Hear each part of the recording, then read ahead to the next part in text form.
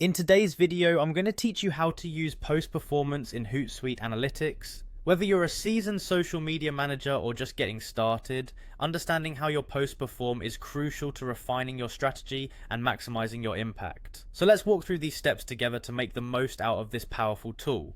First, you'll need to log into your Hootsuite dashboard. If you're not familiar with it, don't worry. Hootsuite is an easy to use social media management platform that allows you to manage multiple accounts in one place. Once you're in, look to the left-hand menu and click on the Analytics tab.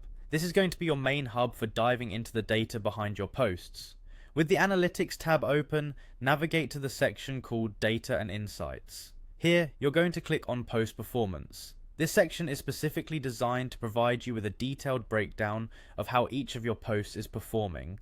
Now, you'll want to select the social network you wish to analyze. Hootsuite supports a range of platforms including Facebook, Instagram, LinkedIn, and Twitter, among others. This is particularly helpful if you're managing multiple social media accounts and need to focus your attention where it's most needed.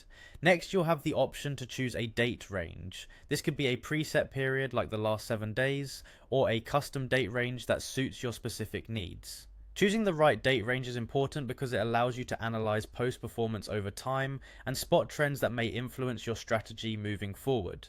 After narrowing down your date range, it's time to use the filters at the top of the page to customize your view further. You'll be able to filter your data by media type, whether your posts were boosted, and post type. This customization lets you get a granular view of specific campaigns, media formats, or any boosted posts, offering insights into what types of content your audience engages with the most. Each row you see in the post performance section represents an individual post, accompanied by key performance metrics. You'll see the date and time it was published, a content preview, and crucial engagement metrics such as likes, shares, and comments.